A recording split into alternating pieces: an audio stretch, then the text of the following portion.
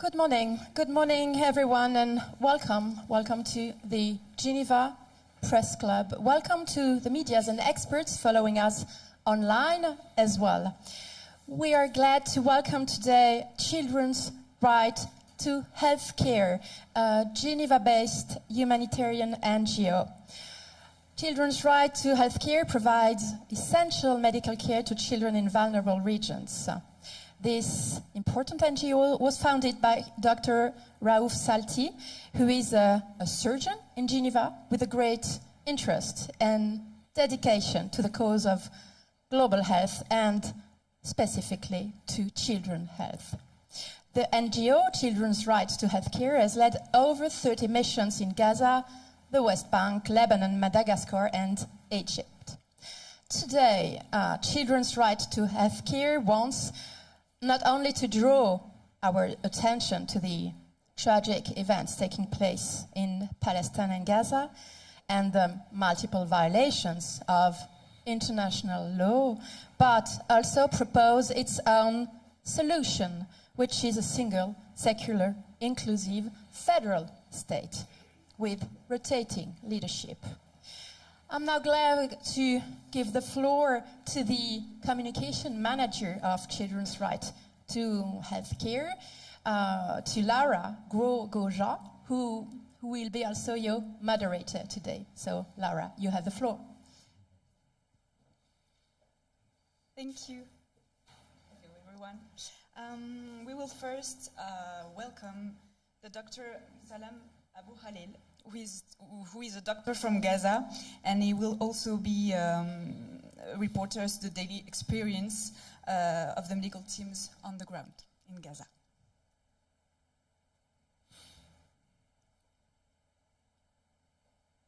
So.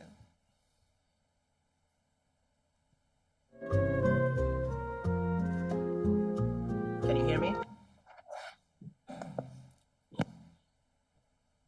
Hi.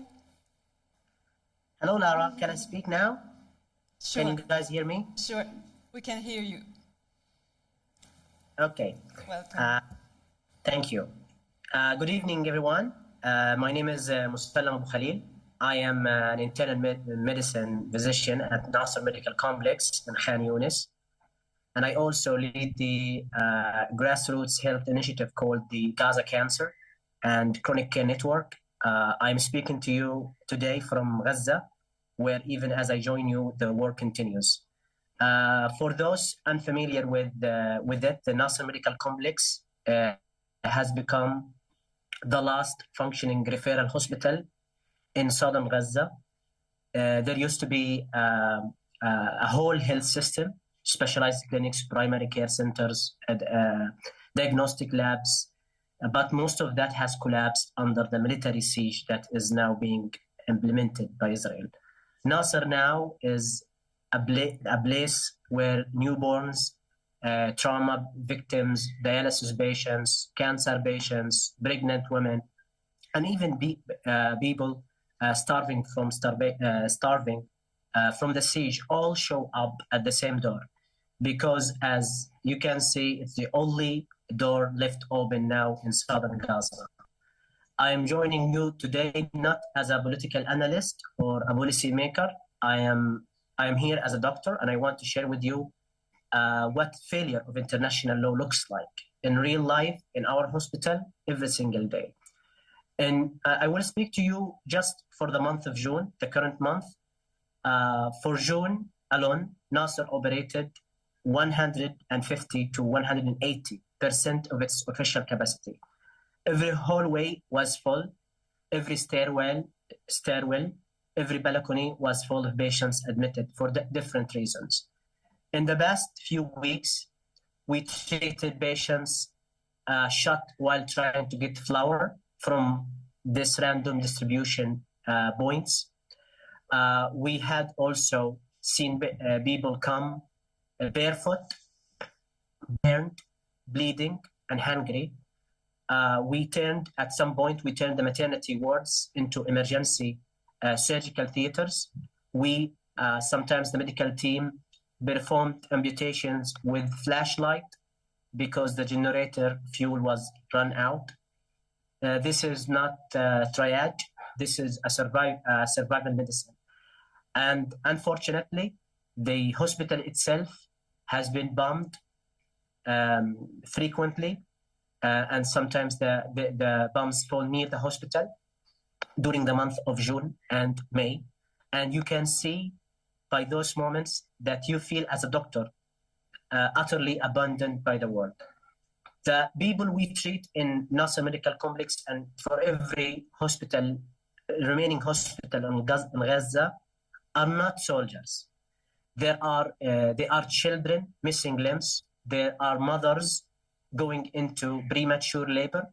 There are old men coming untreated for complicated heart failure because the hospital have run out of cardiac medications 3 months ago. Just one example of this, one of our pediatricians, Dr. Najjar, whom you may know, has lost 9 of her 10 children in a single airstrike while she was working in a hospital shift at Nasser Medical Complex. She showed up the next morning to continue the ICU rounds, and this is the image that you can see. That this is that's what this hospital has become, a place held up by grief and obligation, and unfortunately, nobody else is coming to help. We know that the international laws says hospitals are protected. The civilians must have access to care, and the siege and collective punishment are illegal. But there is a different reality in Gaza. The medical aid is blocked. As you all know, there are tons and tons of supplies waiting in Egypt and West Bank, but they are not allowed to be in. And doctors are being targeted. More than 1,400 of our medical colleagues have been killed with their families. The ambulances were targeted. The roads to the hospitals were closed. And last but not least, the patients are trapped. Critical patients are not transferred. They do not receive referrals. And sometimes even moving from one hospital to another might mean risking death. And everybody asked, if the laws exist, but the victims keep dying, then what exactly is the law worth?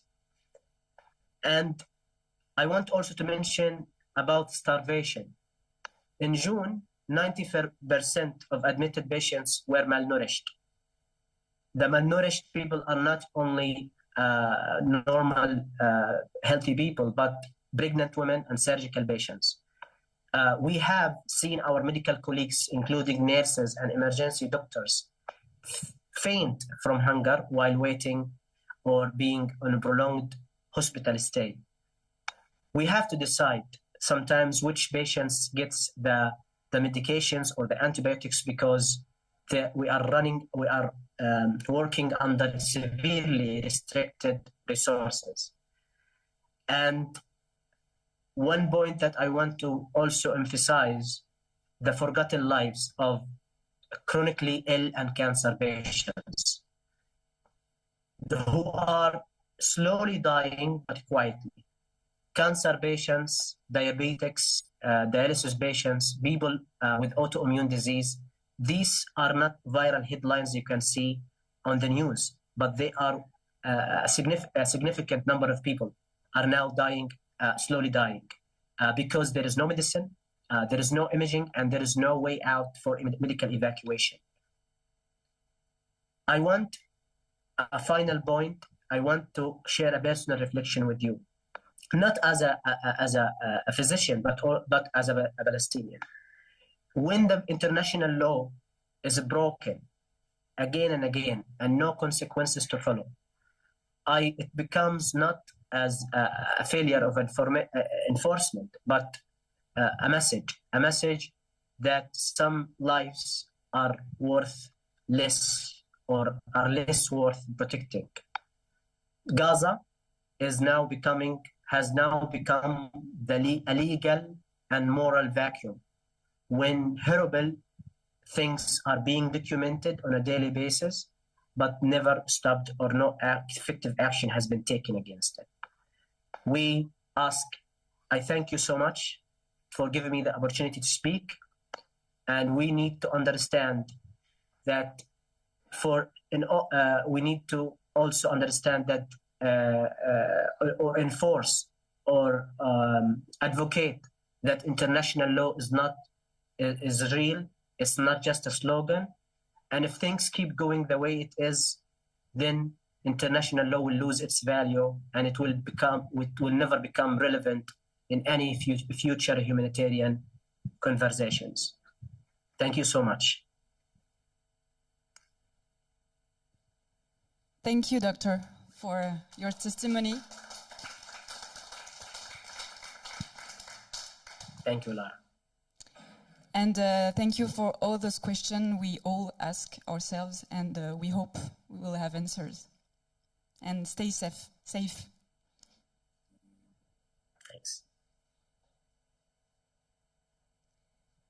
So we are now welcoming Professor Ilan PAPPÉ, also by Zoom.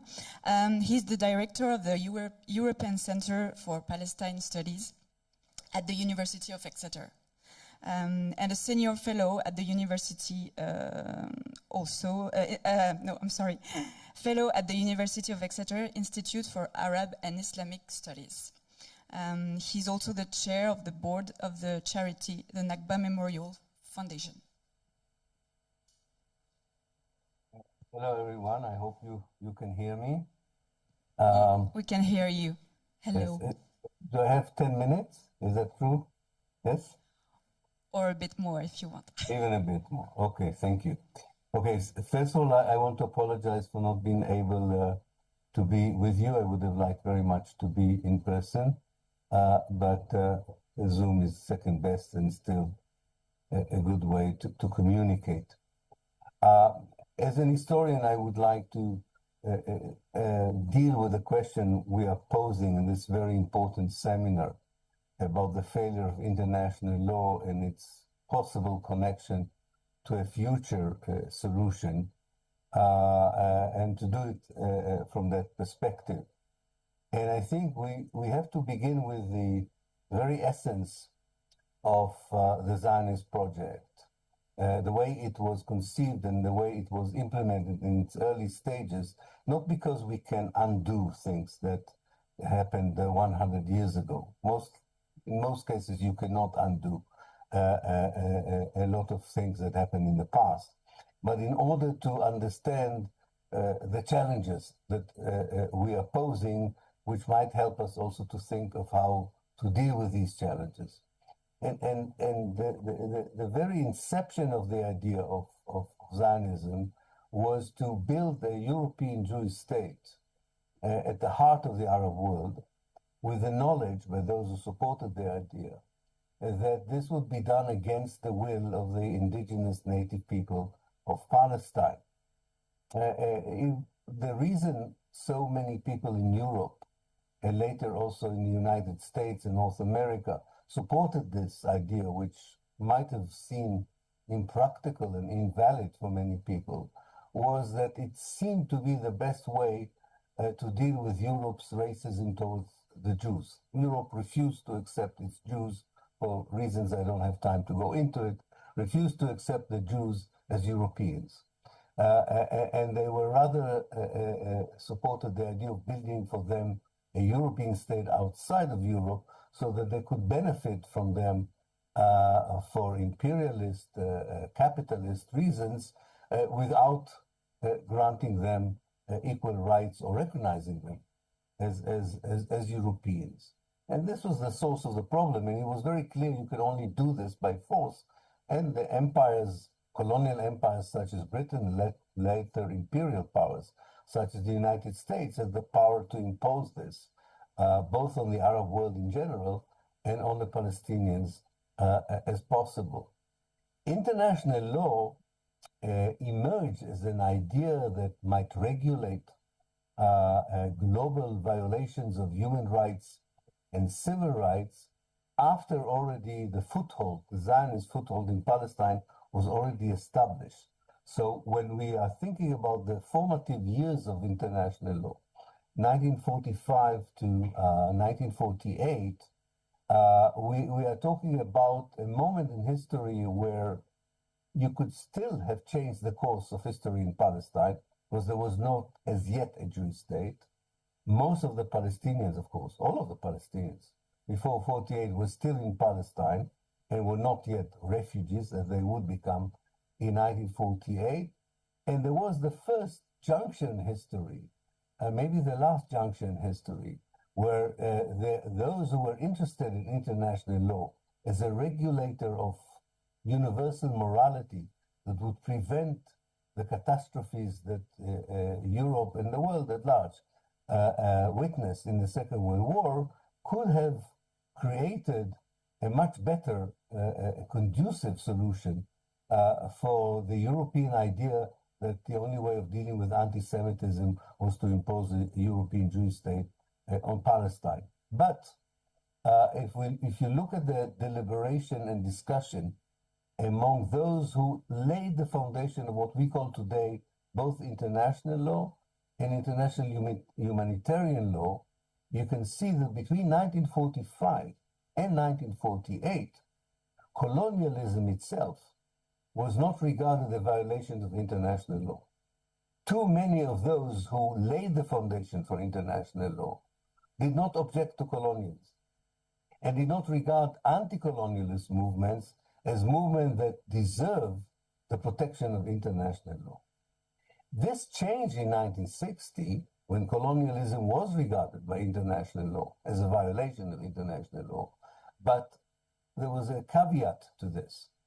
When some people offered that the definition of colonialism as a violation of international law would include what we call today settler colonialism, namely projects like the Zionist project in Palestine, major countries that were themselves settler colonial countries, such as the United States, Canada, and Australia, and New Zealand, rejected the idea that settler colonialism, namely the European colonizations by settlers, not by empires, by settlers that always involved genociding indigenous people, removing indigenous people, or in the case of South Africa, imposing an apartheid system on them, would not be regarded an object for international law, but rather would be framed as a domestic issue for those countries. So international law intentionally took itself out from any discussion on projects such as Zionism, of settler colonialism, although these particular projects were even worse than the colonialist projects, because classical colonial projects exploited people, but did not eliminate them. Settler colonial projects were motivated by the logic of elimination of the native as the only way to ensure the building of new European states outside of Europe, mostly by people that Europe did not want, such as the Jews or those who were expelled to North America. So I think that's a very important point to remember, that international law in its foundation, in the way that it dealt with situations that we are now facing, could already exempted Israel and its policies even before 1967 from any discussion by international law. Luckily, international humanitarian law was much more adaptive to changes in history. And I think that's where we still have some hope when we are sticking to international humanitarian law, because as we could have seen, the Israeli systematic and intentional violation of international humanitarian law after 1967 in the occupied West Bank and Gaza Strip, and later on in the besieged and blockaded Gaza Strip, international humanitarian law could apply to all the repertoire of policies that Israel implemented against the Palestinians. But even that humanitarian law failed to connect between the ideology of Zionism and those violations. So what humanitarian international law can do is very limited. It can condemn a certain action but it cannot analyze the motivation for that action. And therefore, it creates this impression that is very common among diplomats, policymakers, who are genuinely involved in what one can call the peace process, that each Israeli action is not part of a master plan or a grand ideology that actually is, chooses to eliminate the Palestinians, but rather one that is an exception that doesn't prove the rule. Now, all this, I think, collapsed with the genocide in Gaza. Because the genocide in Gaza brought to the fore the realization that international law here cannot deal with one policy or the other, that it has to inquire, as so many of us in the academia did, into the origins of the genocide. Not just condemning the genocide itself and stopping it, but to understand why is Israel engaged in genociding Palestinians in Gaza. And for that, you needed historical context, an ideological context. And that's where international law still fails to make sure that one understands not only the need to stop the genocide, but to understand that if the ideology that produces this genocide is not confronted, it will continue in other means and in other places in Palestine. As we can see, the West Bank is now suffering from huge operations of ethnic cleansing, which are totally ignored by the international community. So to sum up, I would say that while it was very encouraging to see the ICC and the ICJ taking some action against the genocide in Gaza, it will fail to be effective, not because it doesn't have the tools to impose sanctions, and that's definitely one of the problems, but because it does not recognize the ideological issue that it's facing. And the main reason it cannot do this is because the idea of a Jewish state that is allowed to actually eliminate the Palestinians as a nation, as a country, is a European project. It's not just a Zionist project. It's a European project. It's a Western project. And international law does not know how to deal with the violation that the West is inflicting. It can deal with violations of everyone else, but not with the Western civilization. And Western civilization includes Israel, includes the Zionist project, and its violation, its basic violation, is a Western violation of international law. And I think that's why we see such a weak and ineffective reaction by Western government to the genocide. If we want to dramatically transform the international legal system so that also the global South would feel confident in its universality, in its applicability, we need to show that when an organic part of the West, namely the State of Israel, commits crimes against humanity, that is treated by the international legal system in the very same way as any other crime against humanity in the past was treated. But to do that, Europe has to inflict punishment on itself for being complicit, both in creating this project, defending it, and now tolerating probably the worst chapter in its policies against the indigenous people of Palestine. If we do that, we create conducive conditions to talk about a regime of democracy, of equality, what many of us would call the one-state solution, that definitely can be built, because you can't bring the clock backwards. You cannot expel 8 million Jews who live now in Israel. But you can definitely, with the help of international law, build a political regime and system that dismantles all the institutions and legal frameworks that allowed apartheid, ethnic cleansing, and genocide, and are conducive for building institutions and an ideology of equality, liberation, and freedom for everyone else. Thank you.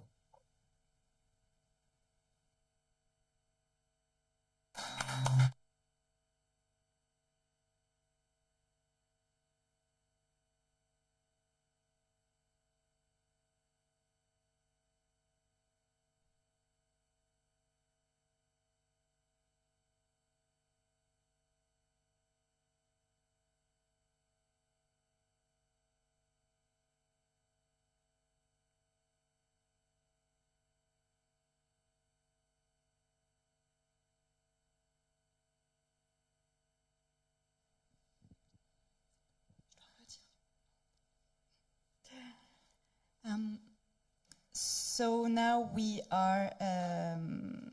will hear from Dr. SALTI, the president of CRH.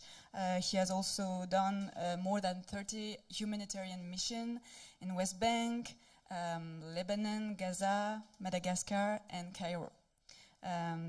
We also evacuated 8 children from Gaza last year to take care of them here in Geneva. He's also a surgeon, urologist.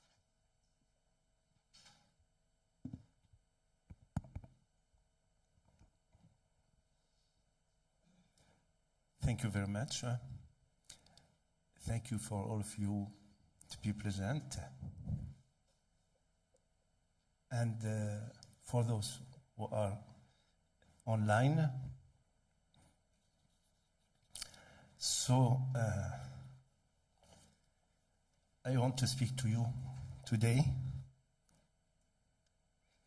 because the conflict between Israel and Palestinian, it's a big mistake of our history. It has been started by the forced immigration of Jewish communities to Palestine. The actors of this immigration are the Europe countries, some European countries. You know the history, I think, about the Holocaust. So this is the first mistake, which has, after that, the consequences to arrive to this situation. After that, I don't want to explain to you all the history of this conflict, but some points are very important. So I want to just to tell you a little history. I have a refugee. He has persecuted in his country, and he came here in Switzerland, and we visit my friend Ali frequently. Ali has a very nice house, and after that, this refugee wants to have also the same house. So we have decided to give 3 rooms from the house of Ali to him with 2 children, and Ali with his 5 children, he has at least 2 rooms. And if Ali or his children wants to go to the bathroom, he has to have the permission of this refugee. And now this refugee has a lot of friends, and we want to push Ali from his house. This is, in resume, the conflict and the history of Palestine. That it becomes by the Balfour Promise in 1917, when the Palestine was under Britannic mandate, and they promised the Jewish community to establish a homeland in Palestine. Yeah, because Palestine, it belongs to him. Yeah, you know, like the house of Ali, it belongs to me. No, this is the big mistake also. And all the community, international community, let this mistake pass. Okay? This is the first one. Legally, it is a mistake. We can promise somebody something which we not possess. It's not our land. It's not Britannic land, Palestine. Palestine is not for sale, nor for purchase. So the first mistake is this forced immigration of Jewish community to Palestine.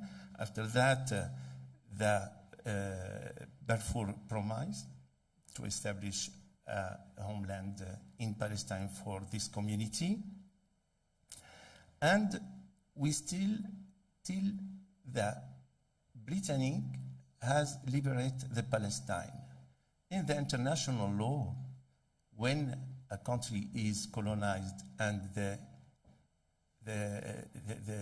country, the colonizer, will leave, he has to restitute the country to a government in this country. So, Britannic government hasn't done what it has to do.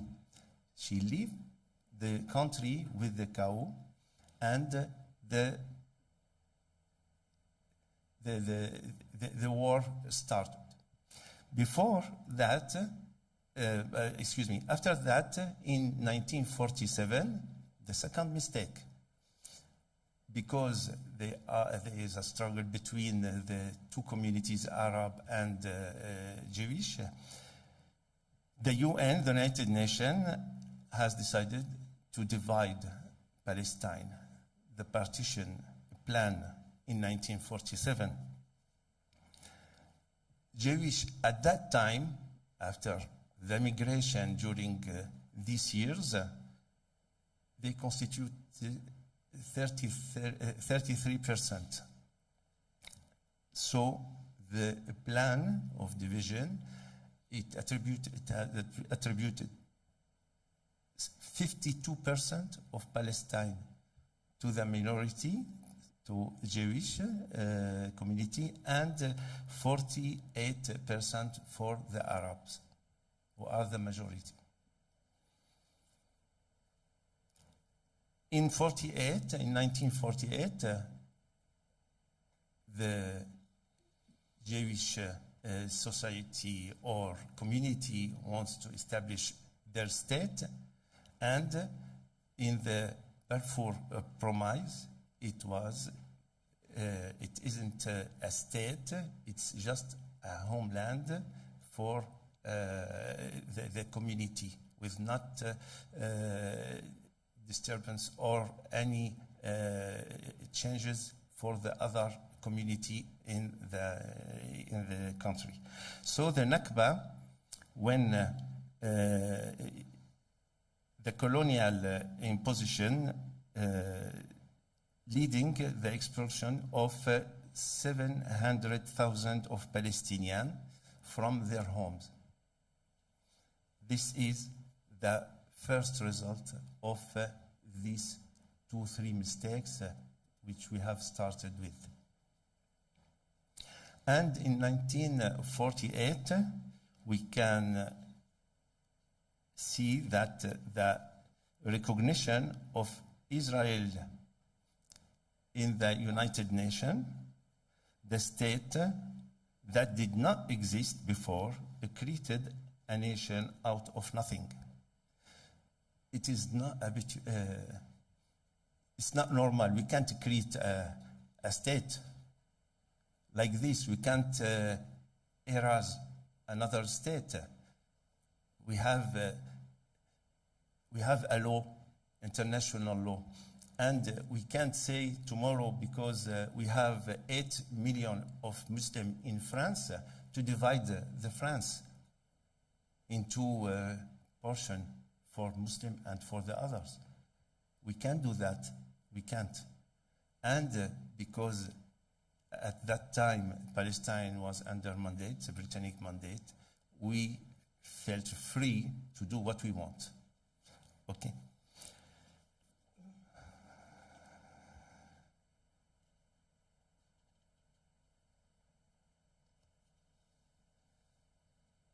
Until now, the essential problem in this conflict is the unconditional support of Israel by Western powers, United States and European countries, nations.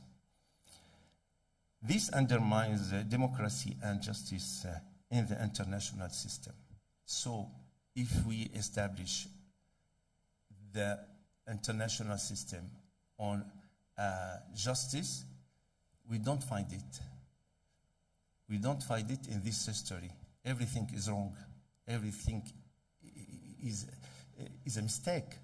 And we start to build this project on a mistake. And you know, when you build on a mistake, the building will not be viable. So there is something wrong and should be failed at the end. The international law, the UN, United Nations resolution, refugee rights, Geneva Convention is systematically ignored due to also US veto power and unconditional Western support for Israel. So all the earth, all the countries in the world are agree for a resolution.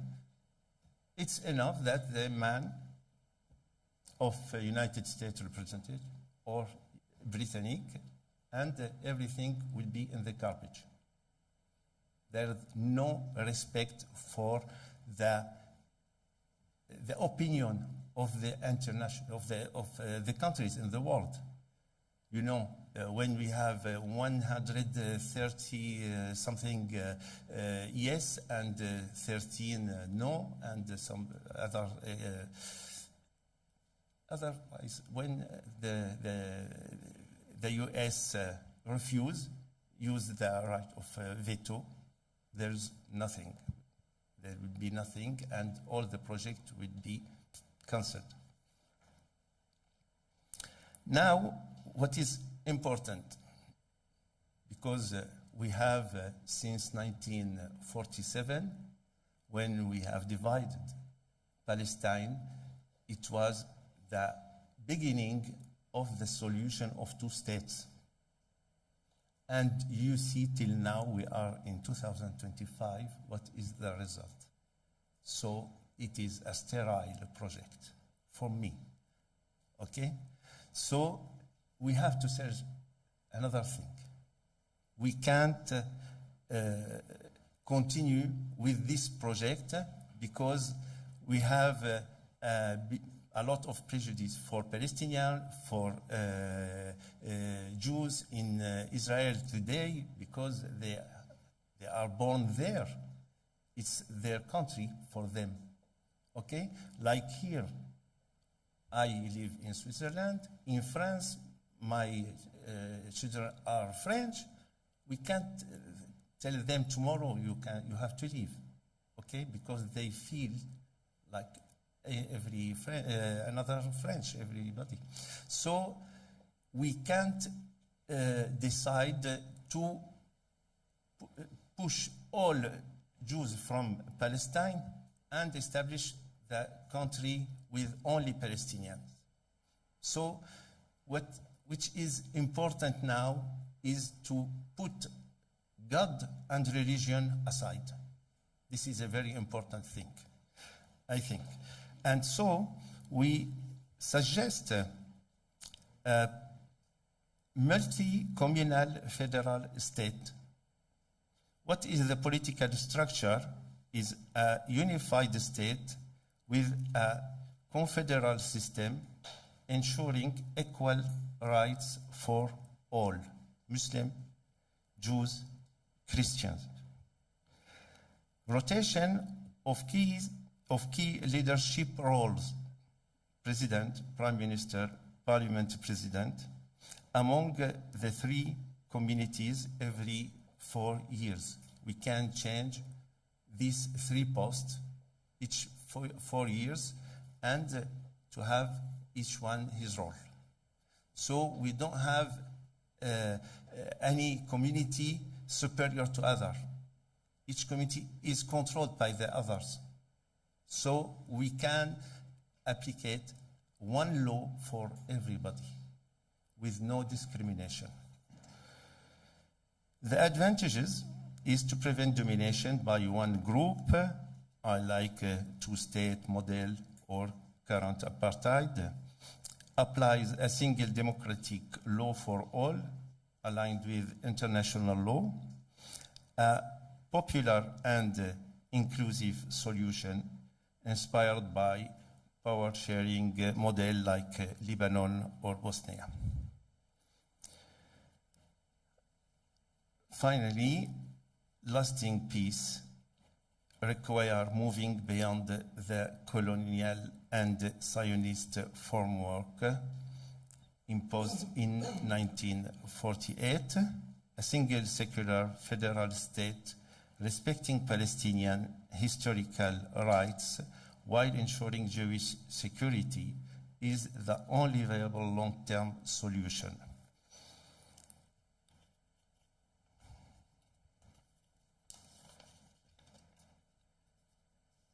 So when we want peace, it's essential to establish justice before.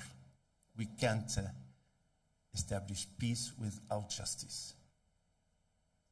It's not logic.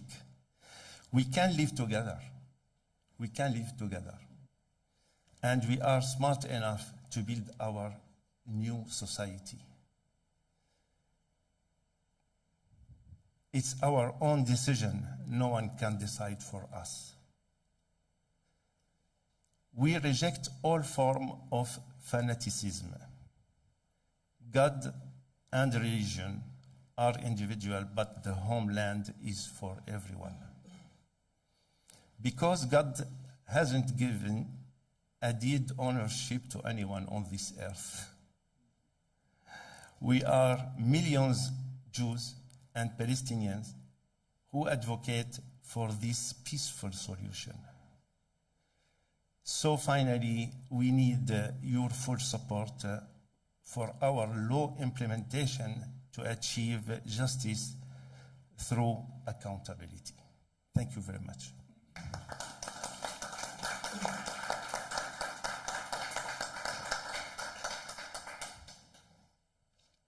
Thank you, Doctor. Let's now hear from Philippe Stolkin. No, Ali. Oh, Ali. I'm sorry.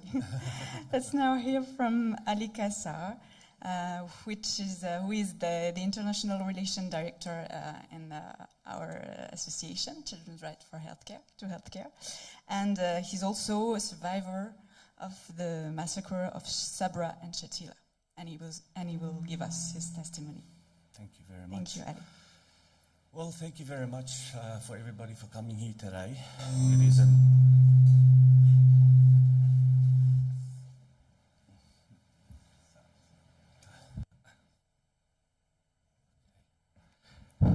okay. Once again, thank you very much for everybody for coming here today. Thank you, Dr. SALTI, Mr. Philip, and everybody that supports us to be here today on this implementation. CRH has come a long way, and we're here today. The team has done incredible work, achievements to be at this point today.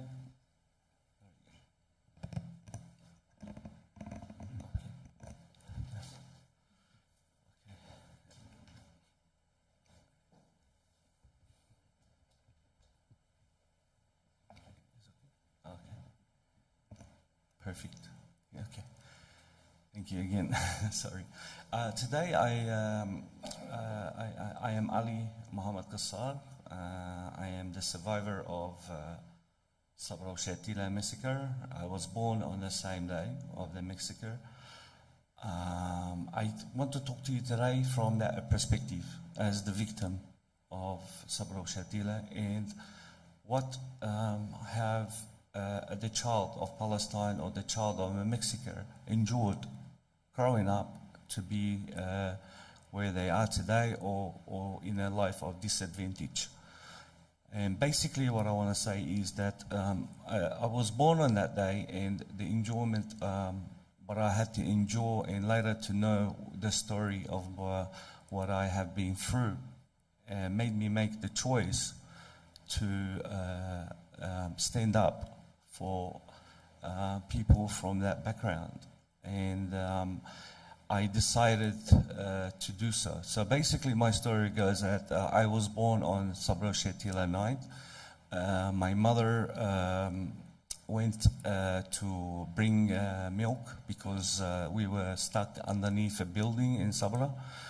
Unfortunately, she could not come back. and I was passed on to the eventually to the church in Burj Hamoud, and eventually a few months later I was located by my family, in where we went to Syria. In Syria I couldn't be registered because I was born in Lebanon, and basically my family has lost all the registration. Well, the house was gone, and basically all their belongings and things like that was destroyed. So technically I was not be able to be registered on my correct date of birth. Even my date of birth is wrong.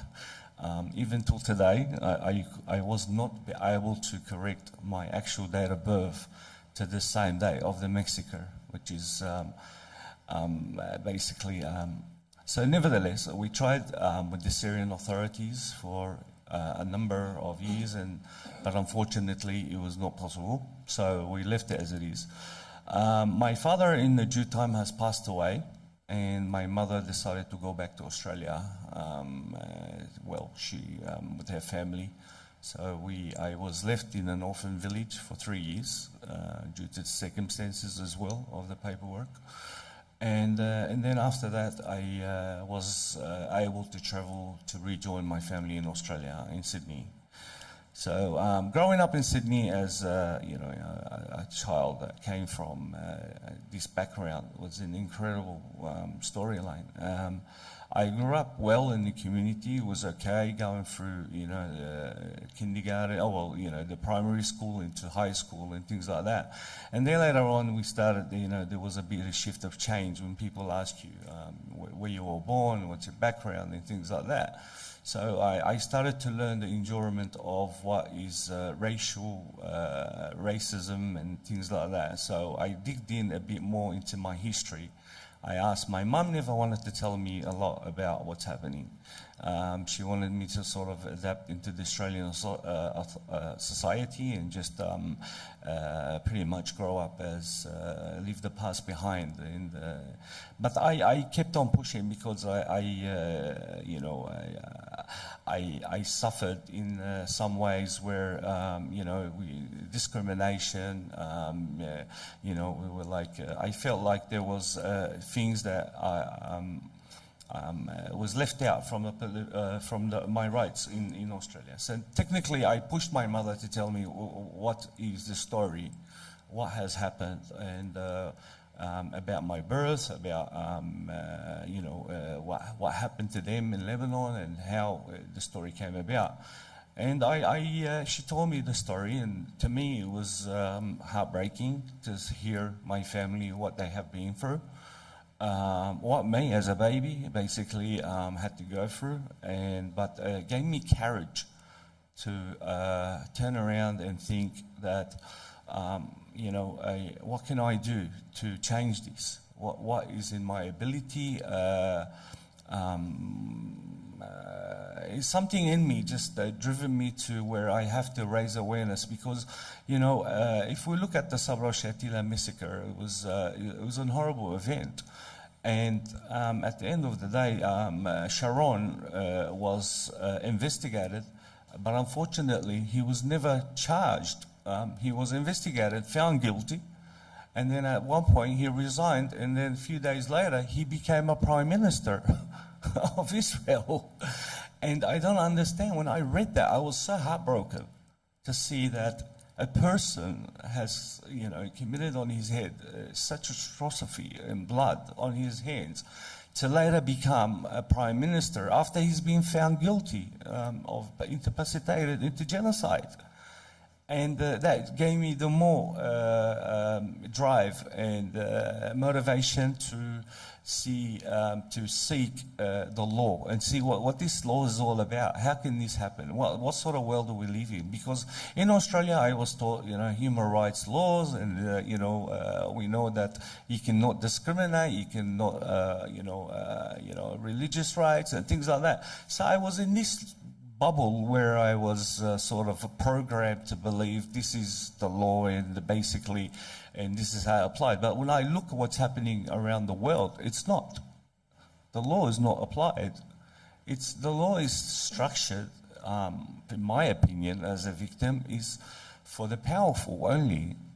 And even for the powerful, sometimes they don't apply it. It's about the agenda. What's Israel's agenda today? I believe, from my opinion, from back in the history, they had this agenda is to, exile and ethnic cleanse the Palestinian people and take the land. This is the agenda, full stop. They have not changed this agenda.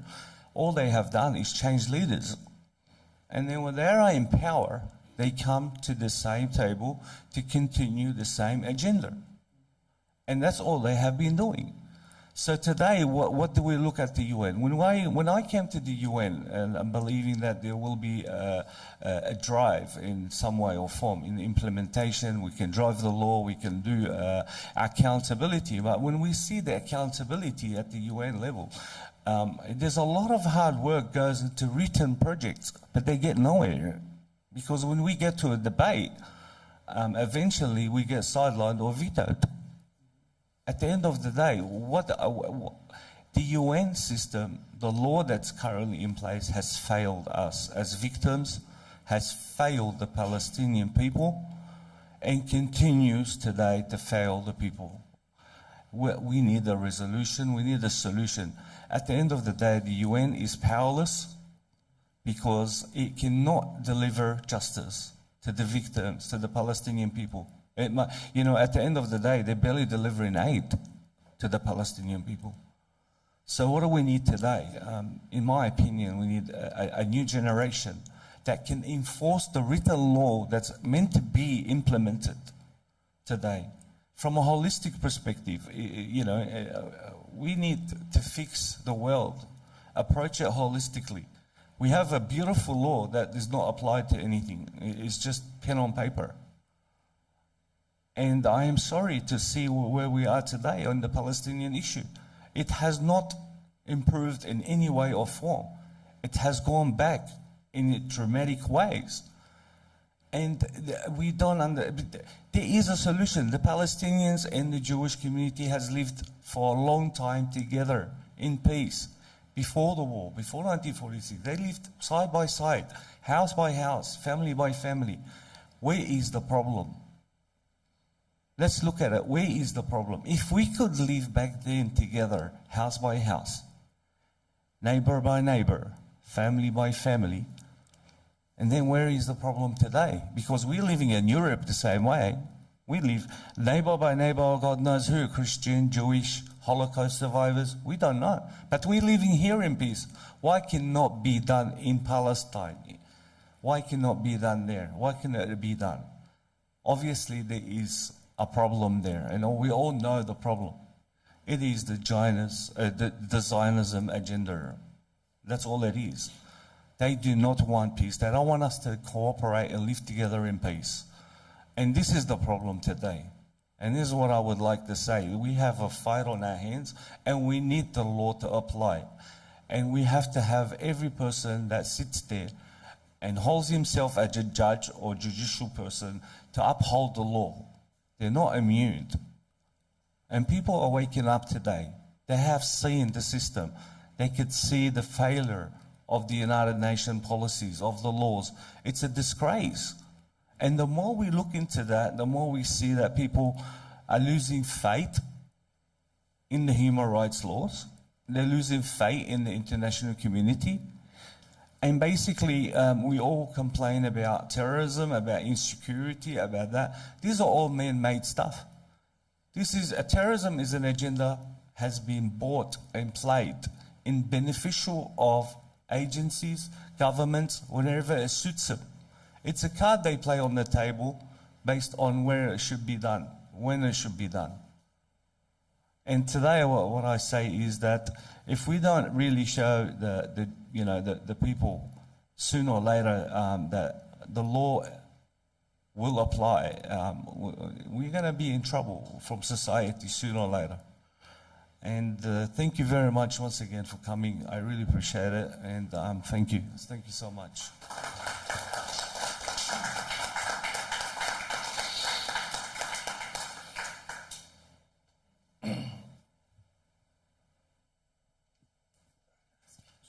Thank you, Ali.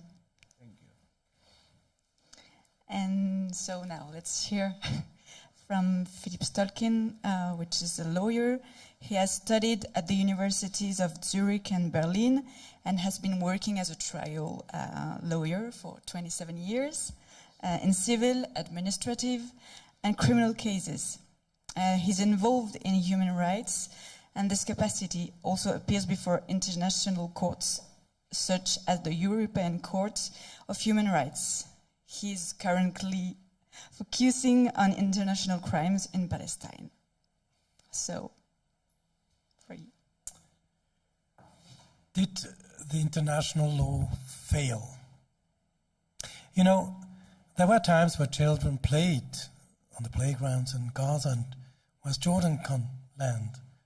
They were giggling around, and teachers were looking that they were doing right and being polite. And then the bombs came, flew in, hundreds and thousands of deaths. Well, once there were schools, now there are ruins, all in rubble, looking like black eyes of death into the world. That's today's Gaza. In 1949, there was once another time. We had that all in Europe, all over the world. The United Nations were built on the rubbles of the Nazi regime, of hundreds and thousands of deaths. They swore, never again. They made the United Declaration of Human Rights, the Universal Declaration of Human Rights, and lots of treaties, Geneva Conventions. And they had a big trial, the Nuremberg trial. All were sitting there. The defendants, the criminals for hundreds of millions of deaths were condemned to death too. From the Nuremberg Convention and for the Nuremberg trials, there came the ICTY, the ICTR, and the Rome Statute. This meant treaties to prevent people of committing war crimes, genocide, and crimes against humanity. The core content is that no country, no group can annihilate the other, destroy his culture, just impose its own culture. That was Lemkin's idea. That's genocide. Crimes of humanity is mainly the same. No one can attack in an organized way a community to murder, to annihilate, to rape, to destroy, to make ethnic cleansing, and even apartheid is highly forbidden under a UN convention. Having the experience of South Africa. And there, South Africa might be an idea which is not now in my capacity as a lawyer, but South Africa crumbled when the West made sanctions. I wonder if this would be a viable way to force Israel to stop with willingly killing hundreds of thousands of persons. Let's do the math. Let's just do the math. There has been, according to UN and Al Jazeera and others, there's been over 50,000 deaths. People have killed by the military since October 7, 2023, including over 70,000 children, civilians. 11,000 are missing. According to the Lancet, it's even more. It's 183,000 which are dead, buried under the rubble. From October 2023 to the present, the Israel army has carried over 35,000 bomb attacks on Gaza. 35,000. There is no air defense. There are civilians. They threw rockets into kindergartens. They made hospitals explode. They killed women, men, and civilians, merely. But that's not all. according to United Nations organizations, that 59% of all these victims are civilians. Women, children, elderly people. A UN analysis in November put the number of women and children as high at 70%. 70%. So if you say Hamas is attacking us, I wonder if they just attack with children in kindergartens. Are they wearing stethoscope, these terrorists? There have been countless of amputations all throughout the Gaza Strip. Hospitals unable to work, doctors in prison. But that's not all. We have torture. 9,440 prisoners. We've got numerous human rights violations, but that's not all. We've got starvation. We've got photographs which we thought came from Ethiopia. Now they're coming from Palestinian children. They're starving them to death. There were, before the war, 500 lorries coming into Gaza to fill the land with nutrition. There is none now. Oh yeah, they have the JHF. Oh yeah, 4 in the south. Oh yeah, they're distributing like spaghetti, rice, lentils. You need water to make food out of that. Oh, we forgot. We destroyed all the water facilities, as we destroyed the schools. We destroyed everything, every mosque. Everything is destroyed, is rubble now in Gaza. Now, is genocide applicable? Yes. It's an annihilation from one people from the other in order to destroy. It's a war crime? Oh yeah. Torture, destruction, death. That's a war crime. Is it a crime against humanity? Oh yeah. Murder, apartheid, torture, and then ethnic cleansing. The Israel government has think tanks just built who have ideas for ethnic cleansing. They have in Ministry of Gamaliel, they've got a strategic paper to get them out. So we do have all the objective elements to say it's somehow, if we don't like to speak about in Switzerland about genocide, well then there's a war crime. Well, if we don't like that, that's a crime against humanity.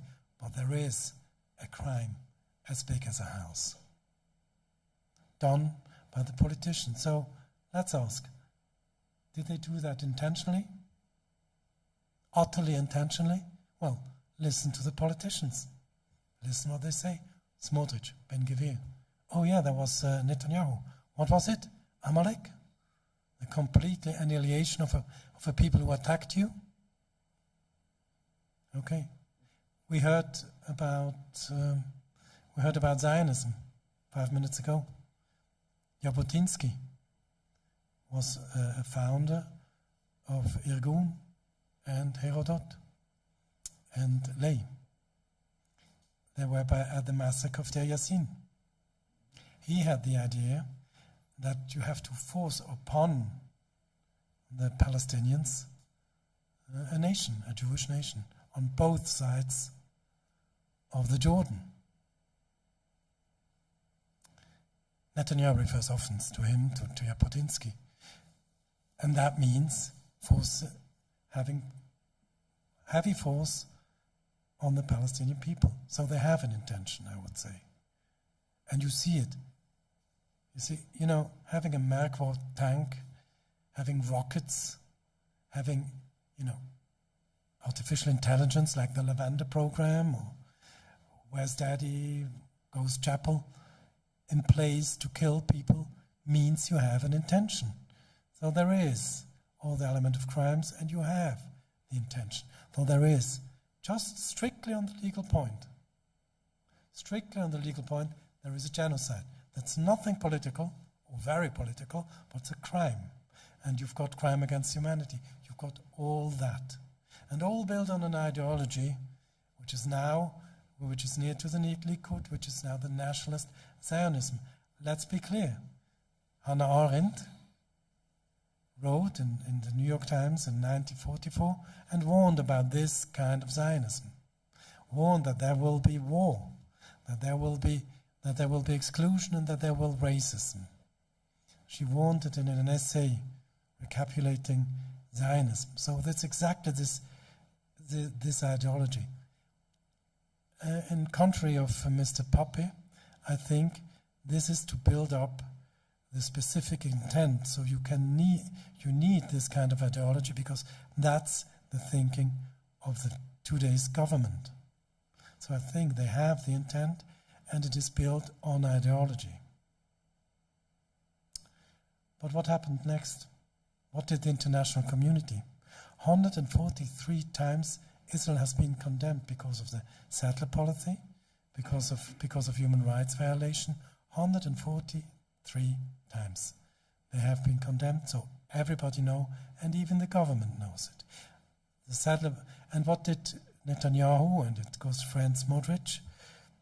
They weaponized the settler movements in order to kill the Palestinians. So they did it intentionally. So I'm quite sure there is no doubt that the war crimes have been committed by the Israeli government knowingly and intentionally. And even the apartheid, even crimes of apartheid is committed today by the Israeli government, and that's not a political issue. There is a convention against apartheid, and there is also a decision of the International Court in Den Haag, who's saying that they had committed infractions by taking away the liberty of movement, by discrimination of Palestinian people in their daily life. So we're quite in a mess, aren't we? But there is a solution. There is always a solution, a viable solution. We have to think, why are they doing that? Why are they attacking Iran now? Why? Because they are thinking geopolitically.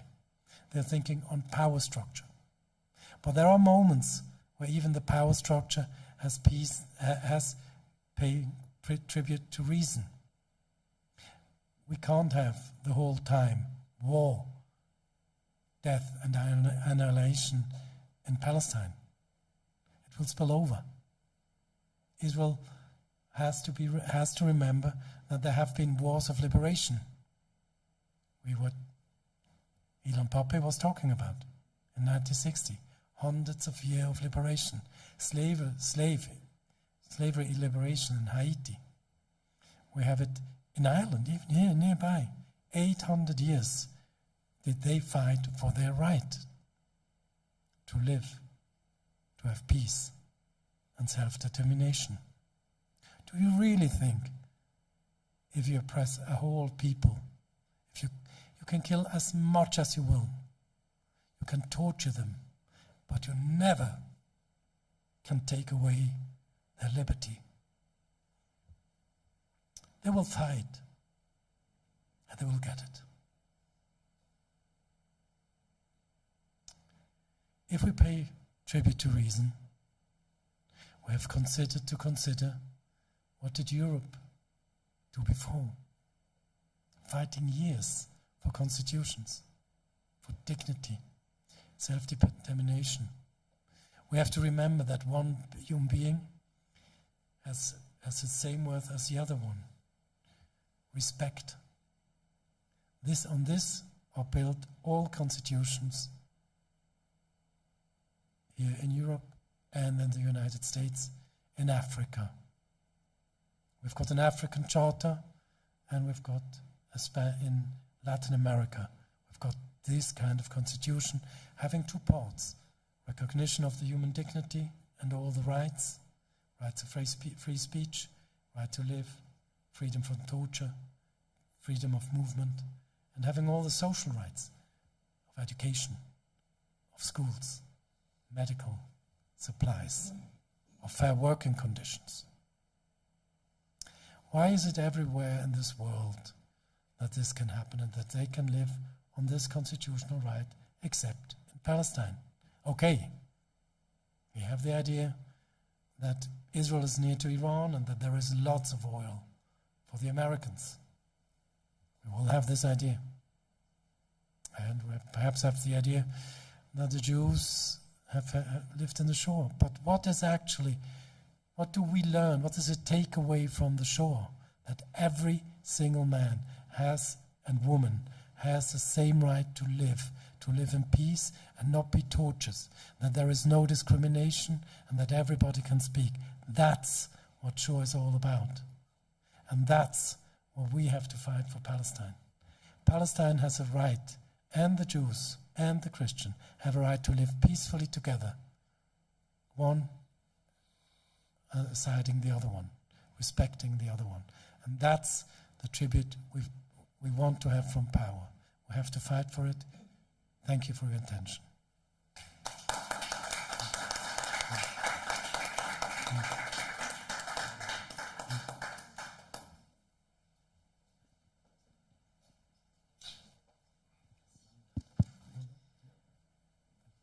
So we're now ready to take questions, both here in Geneva Press Club in Geneva or for those following us online.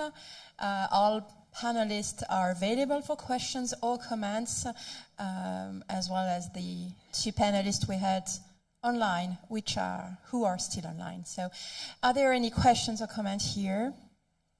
Yeah, okay. Madame. Thank you so much. This was very interesting and much needed in our times. I'm going to start retroactively, if it's okay. I'm going to start with the lawyer, Mr. Philip. Yeah. I'm just wondering, from your legal perspective, if you think that the attack on Iran just about a week ago or so, if this was intentional, especially to, let's say, distract the international community and even the ICJ and all these platforms that have been really their eyes were turned on Gaza. And I know that for the Palestinians, we don't see it that way because we're so down and depressed and sad because of the genocide. But this has been happening. And was it a way to get the world to turn again away from the genocide and to focus on the war between Israel and Iran, especially that Iran does not have this, somehow it doesn't seem that it sinks in with empathy in Europe or North America or let's say generally the West. I'm just curious on your comments on this. And then I want to go to Mr. Ali. Thank you so much again for your account and for what you indicated. I just wanted to make sure, I don't want to defend the UN. I'm not defending anyone. I'm just completely as a neutral person. We cannot turn our eyes away from the fact that 250 colleagues from the United Nations Relief Works Agency for Palestinian refugees have been killed in Gaza. We cannot also forget that it was the United Nations UNRWA, despite of how it was created and the circumstances under it was created. But it actually started after Palestinian society was fully destroyed in 1948, and the fabric of Palestinian society has been destroyed into dispossession, refugeehood, and so on. It was UNRWA who started building that backbone of Palestinian civil society. And if you actually look at Gaza, UNRWA had a lot to do with this civil society that sort of built itself throughout the decades in poverty, under occupation, under siege, providing education and health on consistent basis up to 2023. So I just wanted that we distinguish between perhaps international law mechanisms and, thank you so much, and other UN.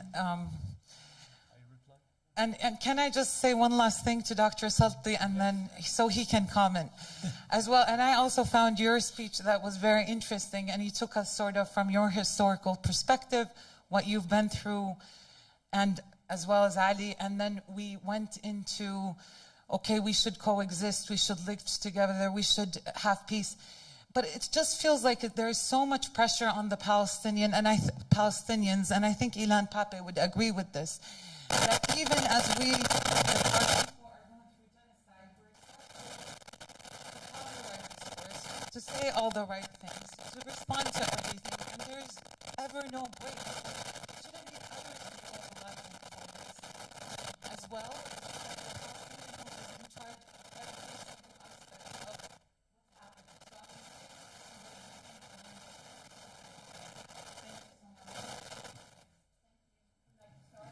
Okay. As we are talking about law and failing law, it's good to address a lawyer. I think that first of all, for me it's clear the attack on Iran is against Article 2 of the Charter and Article 8 of the International Court, so it's clearly a violation of international law. And I think it might, as every dictator, and I think Netanyahu and they are purely authoritarian, and they think that they have to have another subject than Gaza. Now they were starving, they had a big problem. Oh, he's talking even now to me.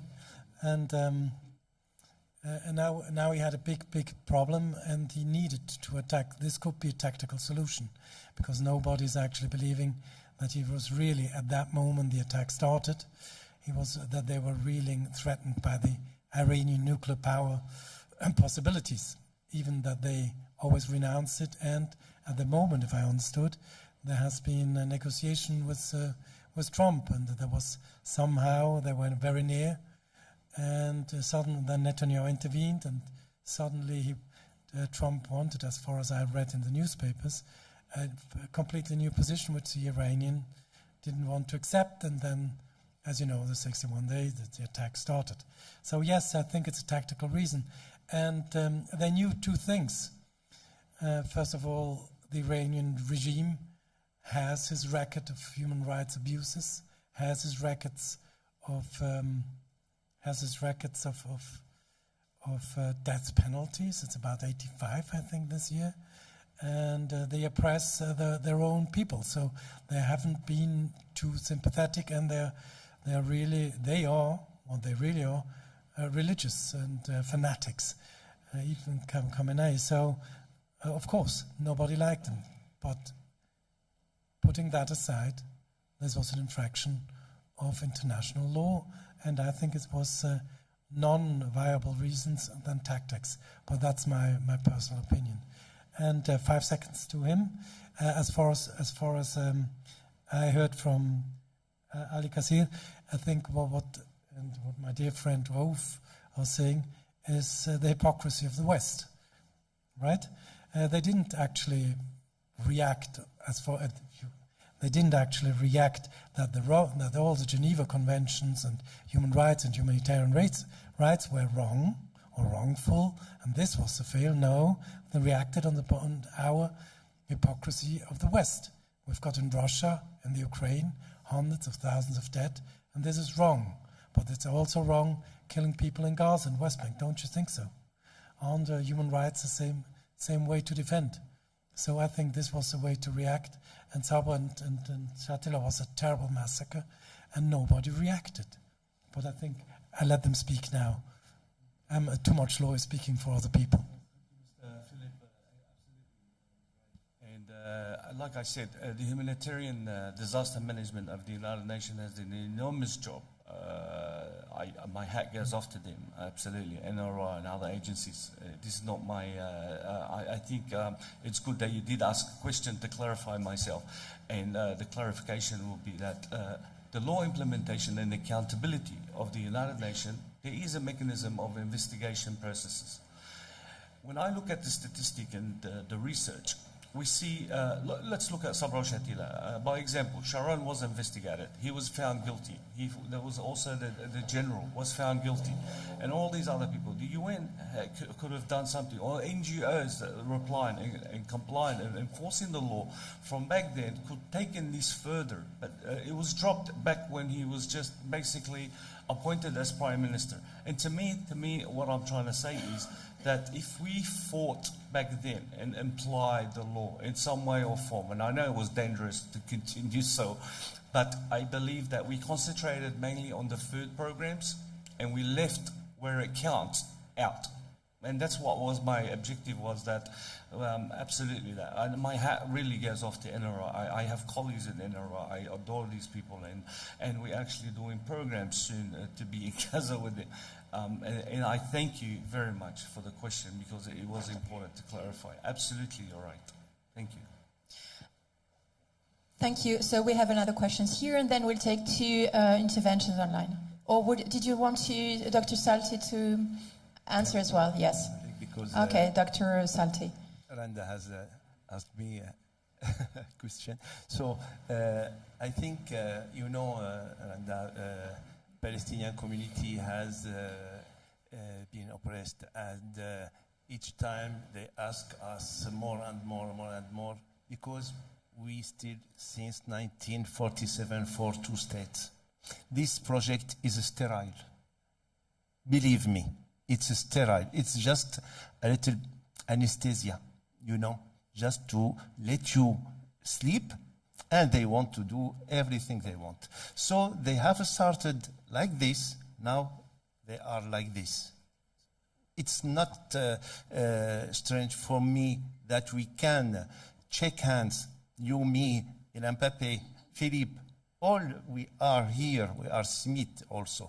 Just to tell you that our speech is not anti-Semite, because the panel is Semite today, okay? We are Semite, okay? So we can do a big thing, a huge project, you know. 76 years we suffering from this situation. Now we have to think about the problem a little bit different.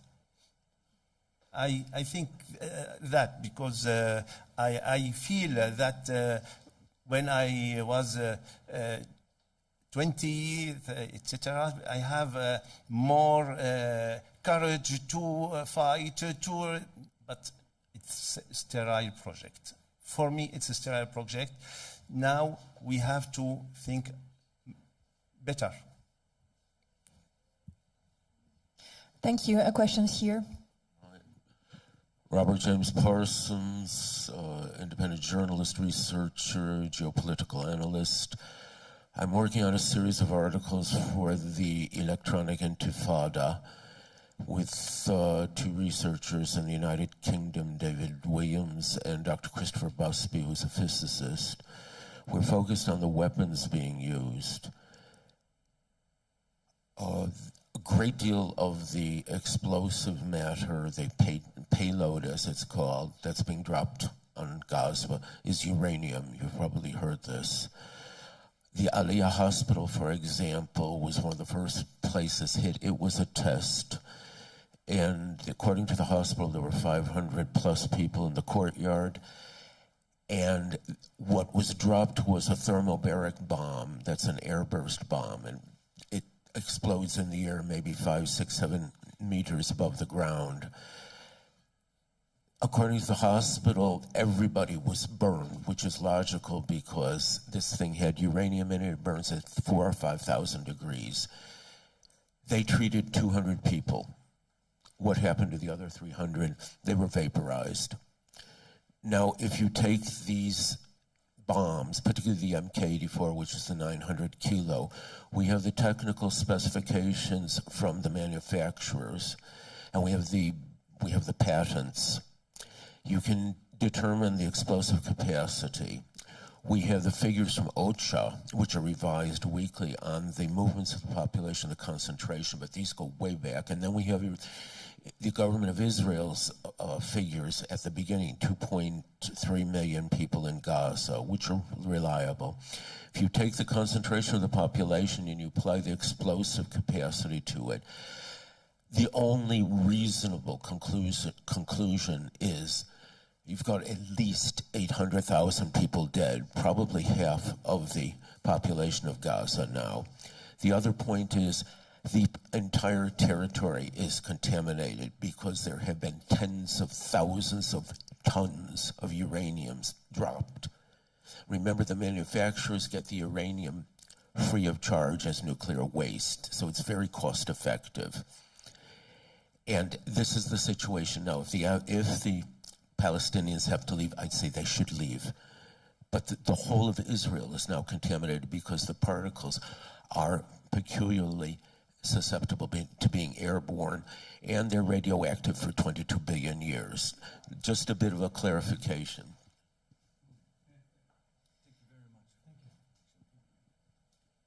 So,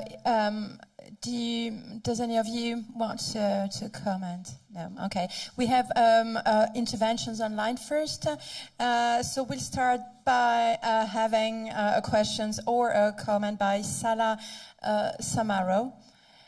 We'll take the questions online. So, is he still online for his questions?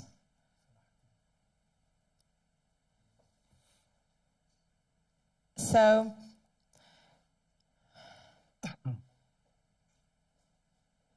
or no, okay, maybe next one.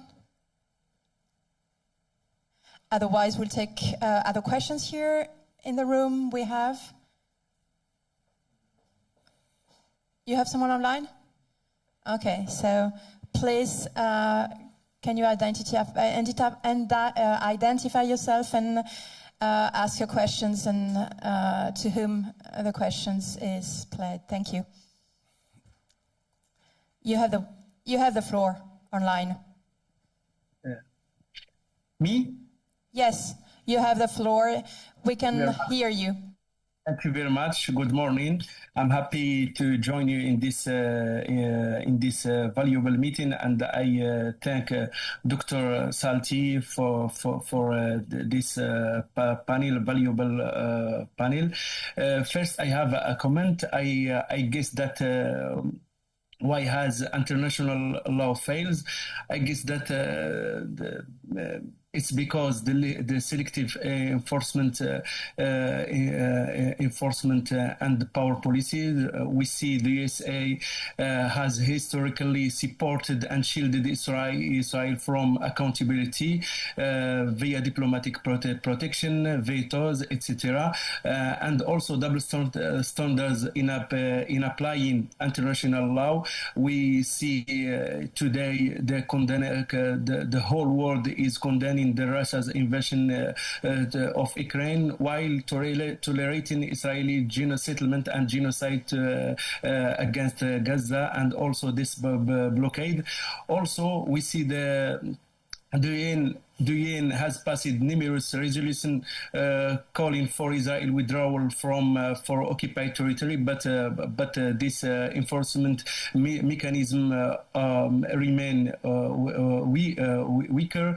The International Criminal Court (ICC) has investigated the war crimes in Palestine, but Israel and the USA rejects its jurisdiction, and also adding to that the fragmentation and the division of the division due to split between Fatah and Hamas in Palestinian. So we can't imagine any solution under this UN mechanism, and we are calling for the reform of this UN mechanism by cancelling the what's called International Security Council, because it doesn't represent the sound or the voice of the majority, and we have to restore the UN mechanism. Also, I have a comment. What Dr.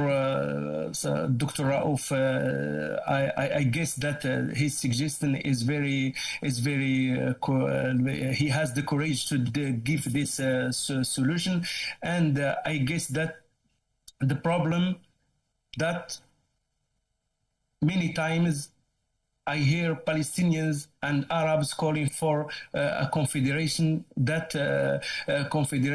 cover Palestinian and Israeli people and can coexist in it, etc. But the problem is that we can't move aside the religion. And we see now today, Israeli government is run by extremists, and also we remember that Sharon, when he became a prime minister, he told that he came by a message of peace, and he guessed that he can live together with the Palestinians, and after that, we see the crimes and war crimes committed by Sharon. Also, we remember Yigal Amir, who assassinated Ishaq Rabin. Considering that he was ordered by God, commanding him to kill anyone who can give a piece of promised land to the Palestinians. That's the problem. Israeli government is acting by orders of Hacham and by religious cover, and we can't suppose any coexistence with this discourse. Thank you very much. Thank you. So we have 2 points, UN mechanism and place of religions. Please try to answer in a short way. Thank you. And then we'll try maybe to take last questions in the room. Thank you. Philip STOLKIN. I've never thought that I have to defend the UN. Well, that's well, it's a new client, I think. First of all, I think the UN makes very important works. It's a peace organization, and of course there is power politics, and and the Security Council is one of the problems, and that they try to remove it. But of course, the big countries don't want to. It has its effects. There is no question about it. But it's still the only organization who is able to grant peace and to be there for peace negotiation. And again, the UNRWA is under attack by Hillel Neuer, and because they help, and they gave lots of food and during all this war to the people in Gaza. There were 34 stations of the UNRWA and to give food, and now there are 4. So there is of course power politics, geopolitics, but as far as I understood my colleagues here, that's exactly what they want to change with a constitution for everybody. And that's exactly to grant rights for everybody, the same rights. And that's why, and being secular, not being religious, isn't it? So all that what my colleague, I guess, was saying is right. But exactly that's the problem. Religions, fanatism, fanatics, and nationalism, overwhelming nationalism. And that's exactly what my colleagues here want to change. And I'm with it. I think that's the only way. The only way is to recognize a constitutional based on reason and for everybody, because we had this 2-state solution after 1993 at least, and it didn't work. It led directly to Gaza. It led directly to a big prison in Gaza, and to the 2 days, one of the reasons of the explosion of the October 7th. So I think they are right. Thank you. Thank you. Would you like to add, or do we take the next and maybe last questions? Okay, here in the room, Madam. Good morning, and thank you for your presentations. I have a question for Mr. STOLKIN. I was wondering if, to your knowledge, there is any initiative by international humanitarian law jurists or or even by the civil societies in the European countries to press charges against their leaderships.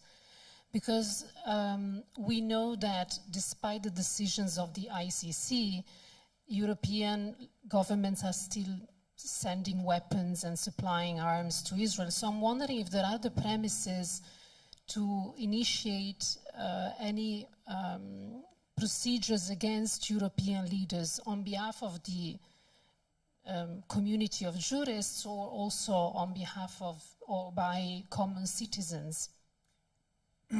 As far as I know, there's in Germany, they just put out now charges against Merz because of his, what he was saying. There have been in several countries, even in Switzerland, I think in Geneva there was, was it? Genau. In Geneva there have been also groups filing charges. We tried to file a charge against Herzog when he was here, and actually it was your idea. Okay, and to file charges against Herzog when he was here. So there are from Belgium a very good group of lawyers and jurists, and who filed charges and against soldiers, as far as I know. And there are lots of, and for you, right to the parliament, right to the people you're voting for, that they are put on charges.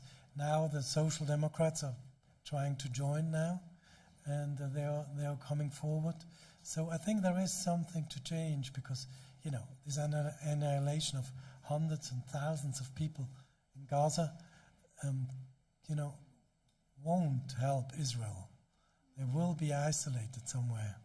And I think if we, the people, we are the constituency, okay, we vote for them, and they need, how would you say,